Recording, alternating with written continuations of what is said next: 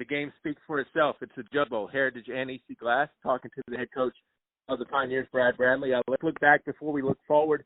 Very good win against Appomattox, against a good football team, and you guys capitalized on turnovers as well. Yeah, we took advantage of a couple of their mistakes in the first half with their kicking game and, a couple of fumbles. But I thought overall we cleaned up a lot of mistakes that we had against, William Fleming and Dinwiddie. Obviously we didn't play perfect, but I think we're making strides. How good did you feel about your team after you watched film? I mean, I think anytime you win, you're going to feel good. But at the same time, I felt better about going in there and not seeing a lot of the same mistakes we had in the first 2 weeks. Dinwiddie was a different kind of monster. They're just a really, really good football team. So you had to kind of take the mistakes in that game with a grain of salt, because you just don't know whether, they were causing it or we were causing it. Most of them Dinwiddie caused us to have issues. But overall, I felt like we made strides, especially in special teams. I thought our special teams looked a lot better against Appomattox. I thought we tackled better. I thought we blocked better. I thought fundamentals were better. Game number 4, it's the Jug Bowl against EC Glass. How's practice been this week? We had really good practice. Focus has been there. Felt like our preparation as a staff on Sunday was good. Really actually started our preparation this time, started on Saturday night, and then Sunday was really good. Felt like the kids came in on Monday mentally prepared for our film session, our lift, and our scout report session. They had a good day on the practice field. Tuesday and Wednesday were really good, and Thursday was a really good practice. So I think our kids have been locked in. The one time we did lose in 2017, I knew we were going to lose on that Monday. We came in, our focus was not there. I told our kids all week, I said, we're getting ready to get our butts kicked. And, and that's what happened. So I know one thing right now, our kids are focused. They've put the work in. So I'm excited to get to see what they can do on the field. Do you worry about focus on the week of a Jug Bowl? I worry about focus on the week of playing anybody. I think anytime you're playing football, you have to be focused. Football is not a game you just go out and play. You can get together 5 people and go play basketball, no big worries, but you can't play football, really good football, without having focus. And, I know when our team is focused, when they come into that film room on Monday, I'm going to know in the first 5 minutes what kind of week we're getting ready to have.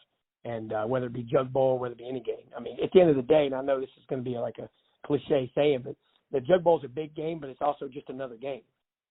It's not going to make or break our season. You get a jug at the end, but at the end of the day, if you lose that game, you still got a chance to make the playoffs. You win that game, that doesn't necessarily give you a straight shot to the state championship.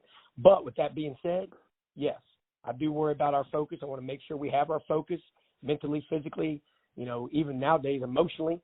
These kids have so much other things going on in their life that, we want to make sure that they're ready to roll. So I think our kids have had a great week. I think they're definitely focused. I think that we've been really locked in for this week.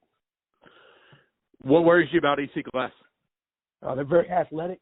They do a lot of weapons. George White's probably one of the best quarterbacks in this area. Number 3, the wide receiver, very electric kid. They like to get him the ball down the field. Number 14 is only a sophomore, catches the ball real well. Number 2, their linebacker, made some huge plays against us last year, just, embarrassed a couple of times. And he's back at Mike linebacker. He's really good. They got some guys up front. They, the transfer from Amherst is pretty good. They've had some other kids here and there, but, overall, they're just a very athletic football team. I got a lot of respect for Coach Woody and those guys over there, what they do. And, we definitely know we got our hands full. But at the end of the day, it's not about EC Glass. It's about us. It's about what we do on offense, what we do on defense, in special teams, and how we take advantage of mistakes that they make and or, eliminate mistakes that we can make. Based on the film, and a lot of people I think have been pumping up George White a lot, have you seen a lot of improvement from last year to this year just on film of George White? Haven't played him yet. I make my decision based on when we play. Okay. Oh, good answer. I think George White's a great kid. I think he's a great football player. But at the end of the day, the only thing I can judge on, you can watch film, you can do those kind of things, but when I'm going to judge a kid as a player, I'm not going to judge him on film. I'm going to judge him on 48 minutes across the field from me. And I know we got a huge challenge with George. Very smart player, cerebral player. He's not going to make a lot of mistakes. He's a huge motivator, man. He's the guy that, gets them together in the off season. He's the guy that keeps that team going. He's a huge part of that football team. So we definitely have our hands full in terms of stopping his offense. Jeff Woody gave me a compliment about you this week. He didn't give me a compliment, but he gave you a compliment. He said, people are not going to outwork Brad Bradley. How important is it that mindset resonates down to your football team of if they ain't going to outwork the head coach, they better not be outworking our team either? Well, I mean, I think it plays a role in it, but at the end of the day, I've told you this many times, I'm not any smarter than anybody else. I refuse to get outworked. If you get beat and you have done everything in your ability as coaches, as players, as staff, as trainers, it doesn't matter. You're managers, and you've done everything you can to get ready for that week, and you get beat, you get beat. But if you don't have your team prepared and you just skip this or you skip that or maybe this will happen, maybe that happens, and you got nobody else to blame except yourself. And, I think that our team understands that. I think that our seniors understand what the expectations are in terms of our work ethic. We show up at once that bell rings at 2:35 to the time we leave at 6:30. It's going to be 100% focused and it's going to be intense. And we're going to try to make practices harder than we make games. If you've ever been to our practice after each play, every single coach is coaching our kids up, and they're making sure that the mistakes are corrected. And I think our kids do a good job trying to hold themselves accountable. I really like this year's team because there is a lot of team leadership and doesn't have to have as much coach motivation as in the past. And when you have teams that can motivate themselves, you got a special team. I'm not saying we're all the way there yet, but I think we have the potential to be that kind of team. Before we get to keys to the game, talk about your just impressions of the Heritage EC Glass rivalry before you became the head coach of Heritage. What was your kind of from the outside looking in? Well, when I got hired in 2012, they had put a committee together in Lynchburg City to kind of, hire two coaches at both schools, EC Glass and Heritage. And there was a guy, I don't remember his name, but there was a couple of people that applied for both jobs. And when I got, when I found out about both jobs coming open, I never even thought about applying for EC Glass. I would never think about applying for a school that I'm getting ready to go up against in a Jug Bowl or a rivalry or whatever. But there were 3 or 4 guys that actually applied for both jobs. I only applied for one. I only wanted to be navy blue. I only wanted to be orange. I have nothing to do with EC Glass. I have nothing to do with that side of town. And I think it's a great rivalry because I think it is, your people that are 100% into this game are 100% Glass or 100% Heritage. You take George White's dad, Charlie. He played in this game, I think, 3 years. He's been a part of the rivalry forever. He's one of the guys in the community that really fought to make this game a big game. And I'm going to guarantee you one thing right now. He ain't wearing any navy blue tomorrow. And there's not going to be any love for orange, the same way, that I'm not going to have any love for that royal blue. But I think it's a special game. I think in the last 5 or 6 years, I've hired Woody, and both teams have been winning. We both have great competitive games. I think it's made it even bigger. And I think it's great for Lynchburg City. I think it's great for our community. And I think I'm just glad that we finally got smart and we're playing on Friday night. I think it was a shame that they took away from the kids. They took away from the rivalry. They took away from the tradition. But here we are back on Friday night, and I'm happy about that. And we have 48 minutes to play a great football game. I know before we get to the keys to the game, I know you really don't care about having a fan club, but you and Jeff Woody do actually get along. Maybe not talking to him this week, but y'all get along. Talk about the respect that you have for Coach Woody. I do. I mean, we're two totally different people. I'm more, business all the time, and he's more, I guess it's one of those things where, he's more a jokester. He wants to joke around this and that. And, in the off season, we're both joking around. We hung at each other a lot. But during the season, I'm more serious than he is. But at the end of the day, he definitely has his kids' respect. He definitely gets his kids excited. He's hired a good staff. He's done a great job building EC Glass. When he got there, his first year, they were 0-10. And look where they're all right now. So, he's done a great job. And I definitely have respect for him and the program. And even though I'm not an EC Glass fan, I definitely have respect for that school across the city. And I understand when the lights come on in City Stadium on a Friday night here in September, it's going to be one great football game. It's going to be a hard-fought game by both teams. A lot of coaches, it seems like, don't use trick plays as much, but you can always count on Woody, it seems like, for one. Does that make it harder to prepare or easier to prepare against? No, I mean, I think it is what it is. I mean, if you're playing your base defense and you're playing by your base rules, it shouldn't matter what they run. Your rules, your reads, and all that stuff should take care of itself.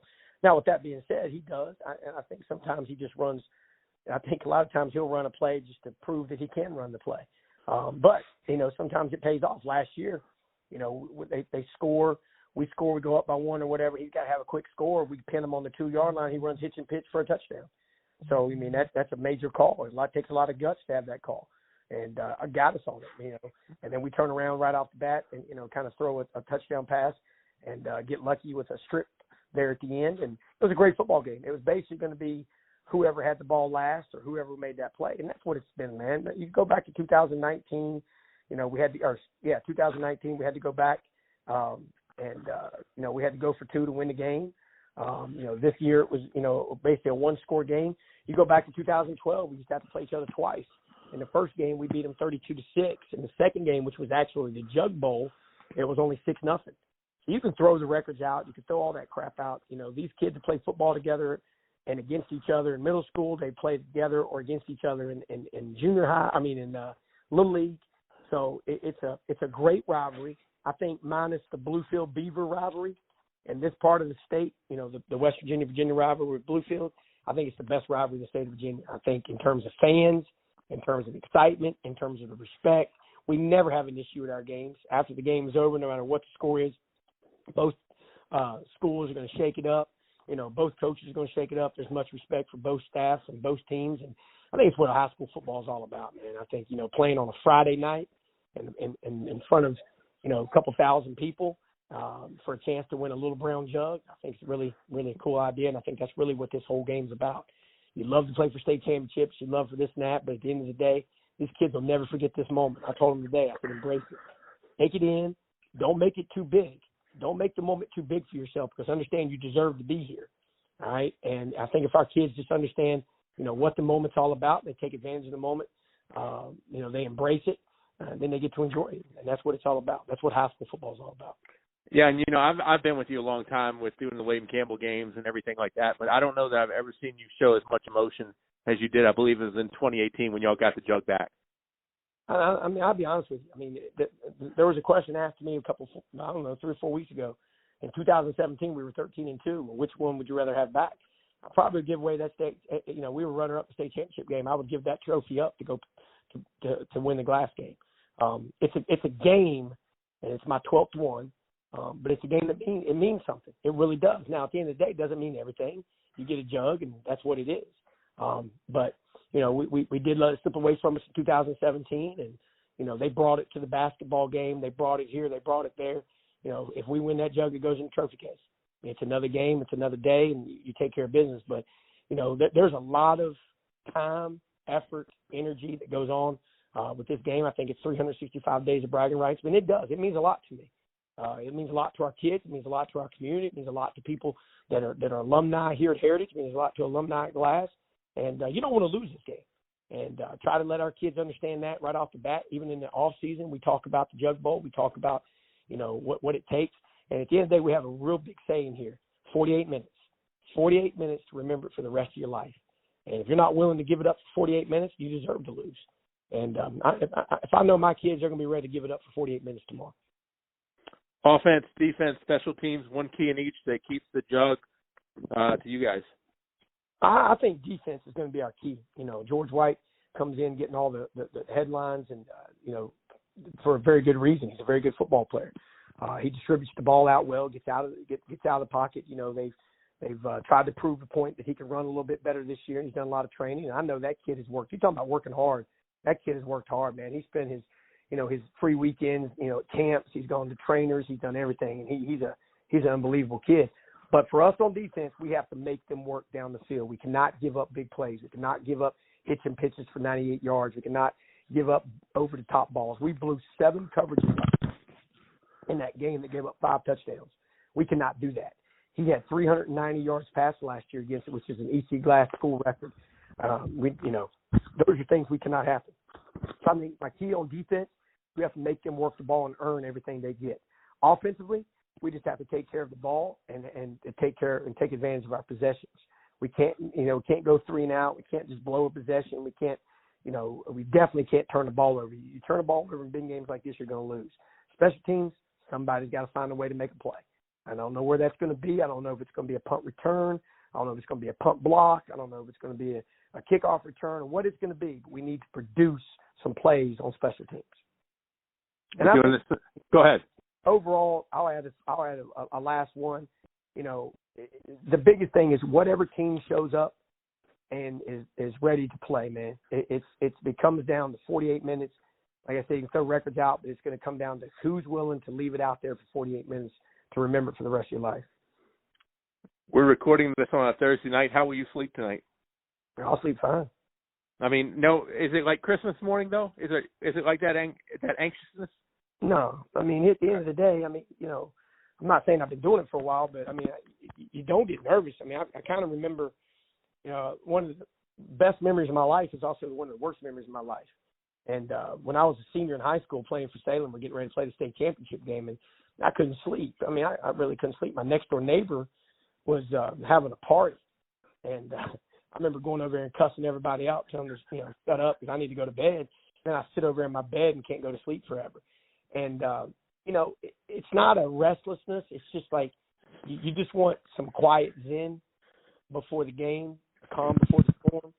And I was outside a little bit ago, you know, and I just say, you know, it's how calm it is right now. And that was at like 8:45, and I said, you know, it's going to be a totally opposite situation 24 hours from now. So I don't get nervous. I don't really, you know, sometimes I can't sleep, but nothing about really the game. That's just me in general. I'm excited for the kids. At this point in time, it's Thursday night. Hay's in the barn. Work's been done. Preparation has been done. Now we just got to go out and perform. And that means coaches got to make the right calls. Kids got to make they got to make the tackles, the blocks, the plays. And I told our kids tonight, man, when you go to bed tonight, right before you put your head to the pillow, or when you put your head to the pillow, close your eyes tonight and visualize yourself doing great things. Visualize yourself making a huge play. Visualize yourself making a huge block.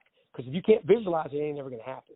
And be that guy that wants to be the hero. In a game like this, somebody's going to be a hero. And be that guy. Be the guy that wants the ball in the fourth quarter as a receiver, that wants it thrown to them, or as a DB that wants to make that play, or a kicker that wants to make that winning kick.